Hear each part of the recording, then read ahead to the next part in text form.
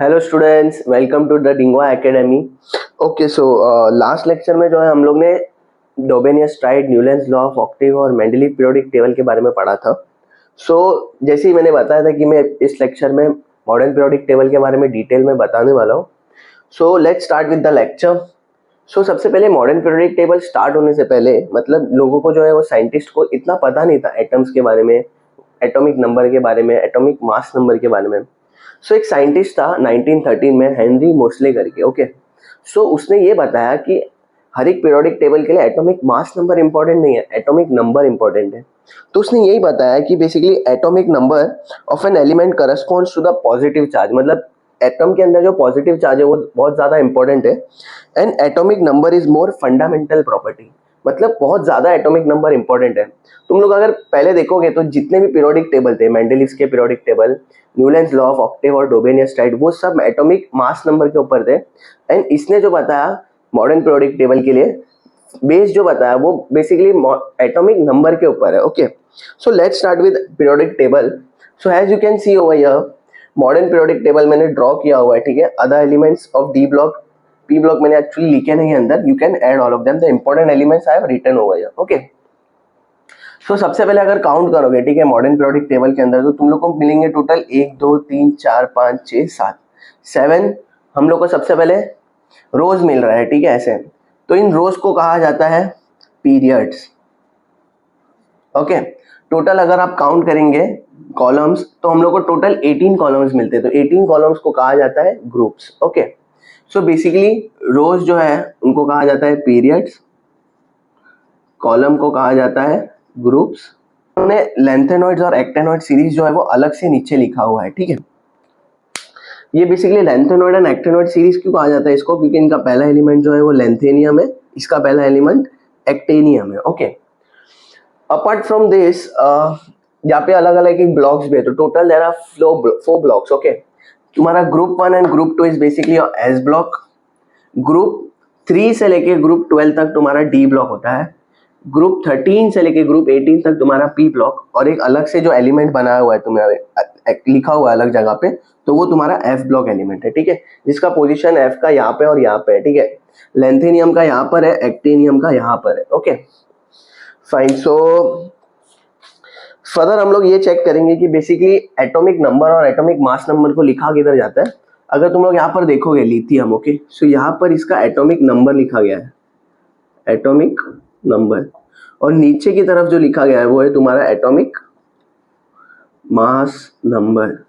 Okay, I will repeat once again कि modern periodic table जो है वो पूरा एटॉमिक नंबर के ऊपर डिपेंडेंट है। क्यों? क्योंकि अगर तुम लोग देखोगे हाइड्रोजन का एटॉमिक नंबर 1 है, हीलियम का एटॉमिक नंबर 2 है, लिथियम का एटॉमिक नंबर 3 4 5 6 7 8 9 एंड 10। ओके, ये चीज जानना बहुत ज्यादा इंपॉर्टेंट है इसी चीज में। और टोटल मिला के हमारे पास 118 एलिमेंट्स है। ओके, यहाँ पर 118 एलिमेंट का नाम लिखा गया है, ठीक है। Now will discuss what is valency and what is atomic size. Okay, valency basically क्या होता है कि आउटरमोस्ट शेल में कितने इलेक्ट्रॉन्स है। Okay, for example if I take lithium, okay, lithium, तो इसका बेसिकली एटॉमिक नंबर जो है वो टोटल 3 है। ओके, शेल कैसे बनाना है, सबसे पहले एक पॉइंट जिसके अंदर तुम्हारे प्रोटॉन्स होंगे और न्यूट्रॉन्स, यहाँ पर तुम्हारे इलेक्ट्रॉन्स होंगे। ओके, पहले शेल के अंदर हमेशा 2 इलेक्ट्रॉन्स होते हैं। ओके, ये हो गया तुम्हारा 2, और आउटरमोस्ट शेल में फिर 1 इलेक्ट्रॉन्स। ओके, वैसे ही तुमको सोडियम का बनाना है, तो सोडियम का एटॉमिक नंबर होता है 11। 11 एटॉमिक नंबर है उसका, तो पहले शेल में 2 इलेक्ट्रॉन होंगे, नेक्स्ट शेल में 8, और फिर उसके बाद 1। Okay, let's draw of sodium also.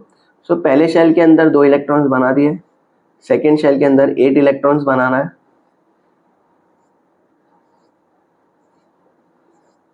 Okay, अभी बचा हुआ तुम्हारा 1 इलेक्ट्रॉन। ओके, ये आउटरमोस्ट शेल। तो अगर दोनों में कंपेयर करेंगे लिथियम और सोडियम, तो इनके आउटरमोस्ट शेल में 1 ही इलेक्ट्रॉन है, राइट। ये चीज से ये पता चलता है कि इसकी वैलेंसी 1 है। अंडरस्टैंडिंग? वैसे ही में अगर पोटेशियम का बनाओ तो पोटेशियम का एटॉमिक नंबर होता है 19, तो पहले शेल के अंदर 2 इलेक्ट्रॉन आएंगे, नेक्स्ट शेल के अंदर 8, फिर वापस 8, तो 2 8 और 8 हो गया 18, और बचा कितना 1। तो ये पता चलता है कि बेसिकली लास्ट एलिमेंट के इलेक्ट्रॉन के शेल के अंदर 1 ही इलेक्ट्रॉन है, इसका मतलब इसका वैलेंसी कितना हुआ 1। ग्रुप 1 का वैलेंसी हमेशा 1 होगा, ग्रुप 2 का वैलेंसी हमेशा 2 होगा। ओके, वैसे ही ग्रुप 13 है तो बोरोन का वैलेंसी 3 होगा, कार्बन का भी 3 होगा, नाइट्रोजन का भी 3 होगा। ओके, एक्चुअली वैलेंसी होता क्या है कि basically give and take of electrons, वो कितने इलेक्ट्रॉन्स दे सकता है या फिर कितने इलेक्ट्रॉन्स ले सकता है उसी के ऊपर डिपेंड करता है उसकी चीज, मतलब कि वो पॉजिटिव होगा कि नेगेटिव। जैसे कि सोडियम है तो सोडियम के पास एक इलेक्ट्रॉन ही है तो वो पॉजिटिव होगा। वैसे ही मैं क्लोरीन का एक्सप्लेन करता हूँ। ओके, क्लोरीन तो उसका एटॉमिक नंबर जो है वो 17 है। Okay, so let's draw one shell of chlorine.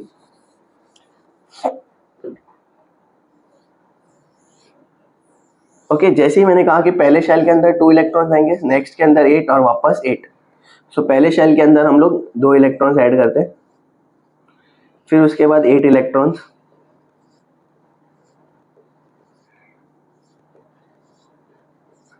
अब क्लोरीन का एटॉमिक नंबर 17 है तो उसका कॉन्फ़िगरेशन कैसे बनेगा, 2, 8 and 7। Okay, so outermost shell के अंदर 7 इलेक्ट्रॉन्स आ गए।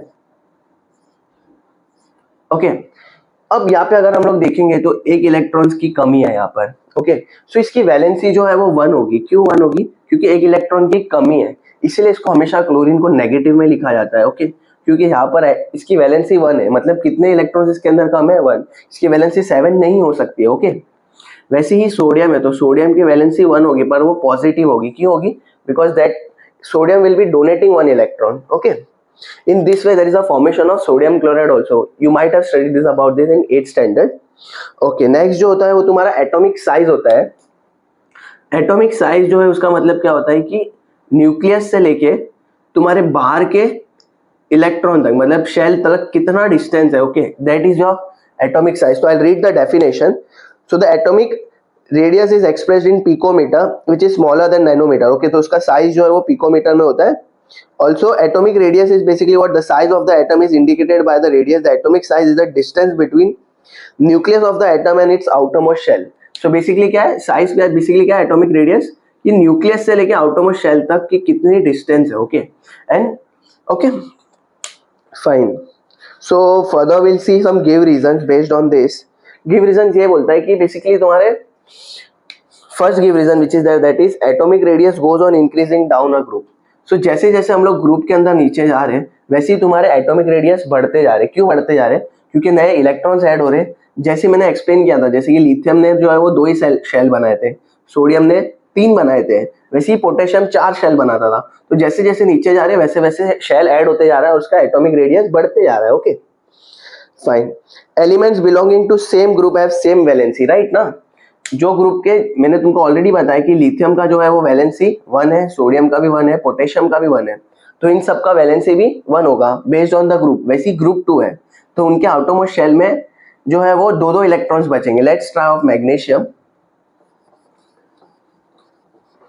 ओके, जैसे कि मैग्नीशियम। ओके, सो इसका एटॉमिक नंबर है 12।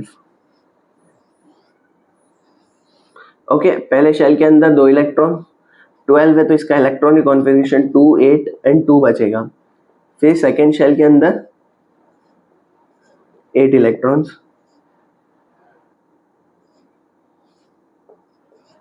ओके, सो मैग्नीशियम के आउटरमोस्ट शेल के अंदर 2 इलेक्ट्रॉन है तो इसका वैलेंसी कितना हुआ, 2। वैसे ही बेरिलियम का 2, कैल्शियम का भी जो है वो वैलेंसी 2 ही होगा। ओके, सो ये गिव रीजन एक्सप्लेन होता है कि basically elements belonging to same group have same valency. So now let's come to the metallic and non-metallic part of periodic table.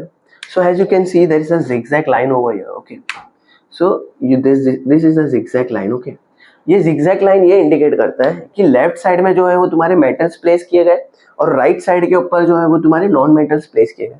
और यहाँ पर जितने भी तुम्हारे ये चीज, G is your germanium, A is your arsenic. Okay, ये सब मेटेलॉइड्स है। Okay, metals, non metals and metalloids. Metalloids वो होते हैं जिसके अंदर बेसिक मेटल और नॉन मेटल दोनों की कैटेगरी होती है। ओके, उन दोनों के इंटरमीडिएट होते हैं। Okay fine. So basically give reason जो है वो दिमाग में आता है। बेसिकली ये कहता है कि metallic character goes on decreasing while going left to right in a period. Okay, कि मेटेलिक कैरेक्टर जो है जब हम लोग लेफ्ट टू राइट पीरियड में जा रहे हैं, ठीक है, यहाँ से यहाँ तक, तो डिक्रीज होते जा रहा है। तो सबसे पहले हम लोग को ये पता होना चाहिए कि मेटल्स होते क्या है। मेटल्स आर दो सब्सटेंस जो अपने इलेक्ट्रॉन्स को लूज कर देते हैं। ओके, मतलब मेटल्स की ये कैटेगरी होती है कि मेटल्स वही होते हैं जो अपने इलेक्ट्रॉन्स को लूज करते हैं। ओके, सो अगर आप देखोगे तो metal have a tendency to lose electron. Okay, so while going from left to right, अगर समझो तुम्हारे इलेक्ट्रॉन्स ऐड हो रहे हैं, जैसे कि लिथियम है, हम लोग ने उसके शेल को देखा था, ये तुम्हारा लिथियम हो गया। फिर बेरिलियम के अंदर एक और इलेक्ट्रॉन ऐड हो रहा है क्योंकि उसका एटॉमिक नंबर 4 है। फिर बोरॉन का एटॉमिक नंबर 5 है, तो एक और इलेक्ट्रॉन ऐड होगा। कार्बन के अंदर एक और इलेक्ट्रॉन ऐड होगा। तो हम लोग जब लेफ्ट टू राइट जा रहे हैं तो एक एक इलेक्ट्रॉन ऐड होते जा रहा है, तो वो मेटल के अगेंस्ट हो गया ना, क्योंकि मेटल बनने के लिए उनको क्या करना है, अपना इलेक्ट्रॉन लूज करना है, पर यहाँ पर तो इलेक्ट्रॉन ऐड होते जा रहा है, जिसके कारण उनका इफेक्टिव न्यूक्लियर चार्ज जो है वो बढ़ जाता है। इफेक्टिव न्यूक्लियर बढ़ जाने के कारण मेटेलिक कैरेक्टर डिक्रीज होती है। ओके, इफेक्टिव न्यूक्लियर चार्ज कब बढ़ता है, जब इलेक्ट्रॉन्स ज्यादा ऐड हो रहे हैं, और जब इलेक्ट्रॉन्स कम हो रहे हैं तो इफेक्टिव न्यूक्लियर चार्ज डिक्रीज हो जाएगा। So let's learn about the halogen family and noble gas. Okay, so group 17 जो है उसको हेलोजन फैमिली कहा जाता है। ओके, एंड ग्रुप 18 को जो है वो नोबल गैस बोलते हैं। ओके, अब हेलोजन्स एंड नोबल गैस बहुत ज्यादा इंपॉर्टेंट है। हेलोजन्स को हमेशा एक्स से डिनोट किया जाता है, एंड नोबल गैस की ये कैटेगरी, नोबल गैसेस की ये कैटेगरी होती है, ग्रुप 18 की एक फेमस कैटेगरी होती है कि उनका शेल जो है वो कंप्लीट होता है। Okay, they have an complete shell. Okay, draw करते हैं, जैसे कि फॉर एग्जांपल हीलियम है, तो हीलियम के अंदर 2 ही इलेक्ट्रॉन्स है, तो उसका शेल कंप्लीट है। वैसे ही तुम्हारा नियॉन, ठीक है, तो नियॉन का एटॉमिक नंबर जो है वो 10 है। सो उसके आउटरमोस्ट शेल के अंदर देखोगे तो कंप्लीट 8 इलेक्ट्रॉन्स है। इसका इलेक्ट्रॉनिक कॉन्फ़िगरेशन कैसे बनता है, 2 और 8। ओके, वैसे ही हम लोग अगर आर्गन का देखेंगे तो आर्गन का एटॉमिक नंबर होता है 18, तो उसका इलेक्ट्रॉनिक कॉन्फ़िगरेशन कैसे बनेगा, 2, 8 और 8, जो एक कंप्लीट बेसिकली इलेक्ट्रॉनिक कॉन्फ़िगरेशन है, तो उसका ऑक्टेट जो है वो कंप्लीट है। इसीलिए ये सब के सब बेसिकली जो है वो कंप्लीट ऑक्टेट के फैमिली के अंदर आते हैं। Okay, okay, fine. We have completed today the modern periodic table part, last part of periodic classification of elements. So I hope सबको अच्छा लगा lecture. So do drop a comment, questions and all. So in next lecture I'll be explaining you in detail about carbon compounds. So I hope you don't miss the update of particular chapter. Thank you.